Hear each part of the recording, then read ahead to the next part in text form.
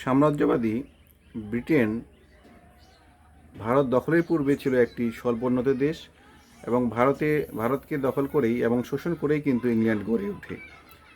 বিশেষ করে তৎকালীন ভারতবর্ষের যে ভারতবর্ষ ছিল একটি শিল্পোন্নত দেশ পলাশী যুদ্ধের পূর্ববর্তী সময়টাতে, এবং পলাশী যুদ্ধের পরে ভারতের যে শিল্প আমরা দেখি যে সেটা ইংল্যান্ড কর্তৃক ক্রমাগত ধ্বংসাবশেষ একটা পর্যায়ে নিয়ে যাওয়া হয়।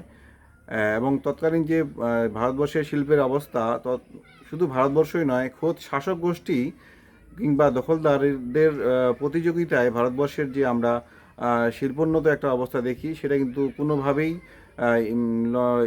ইংল্যান্ড কর্তৃক এটা প্রতিযোগিতায় কিন্তু তারা টিকে থাকতে পারতেছিল না, যার কারণে তারা কিন্তু ভারতবর্ষের শিল্প সমূলে ধ্বংস করে এবং এখানে তাদের একটি পণ্যের বাজার সৃষ্টি করে।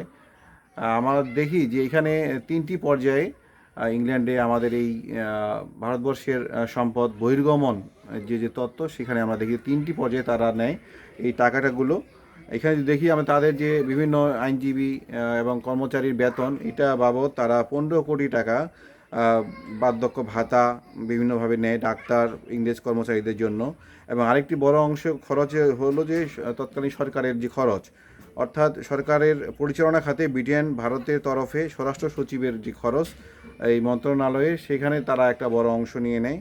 এবং আরেকটি হচ্ছে যে তারা যে ব্যবসাটা করতো ইংল্যান্ডে, এই ব্যবসার পুরো টাকাটা কিন্তু তারা ইংল্যান্ডেই ফেরত নিত। সুতরাং এখানে এই সম্পদের পুনর্ব্যবহার সম্ভব ছিল না, সেই পুনর্ব্যবহারটা সম্পূর্ণভাবে বন্ধ হয়ে যায়।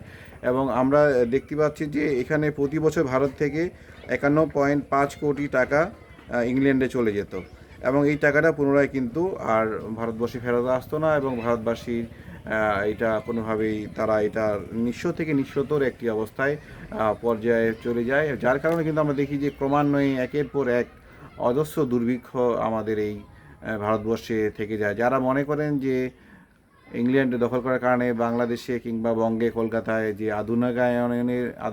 আধুনিকায়নের যাত্রা শুরু হয়, সেটা কিন্তু আসলে সম্পূর্ণ মিথ্যাচার। কিছু দালাল গোষ্ঠীর মাধ্যমে এইটা আমরা একটা দেখি যে তারা যেটাকে আমরা বলছি যে রেনেসা, যেটা আসলে সম্পূর্ণ ভ্রান্ত একটি ধারণা এবং সমস্ত জনগণকে বঞ্চিত রেখে, সমস্ত জনগণকে রাষ্ট্র কাঠামোর বাইরে রেখে আমরা দেখি যে ইংল্যান্ড একটি চাপানো তারা শাসন ব্যবস্থা এখানে টিকিয়ে রাখে, যার কারণে কিন্তু আমরা দেখি যে একের পর এক দুর্ভিক্ষ কিংবা অপশাসনের মাধ্যমে বাংলার অস্ত্র কিন্তু ক্রমান্বয়ে আমরা দেখি যে এটা অস্তমিত হতে থাকে।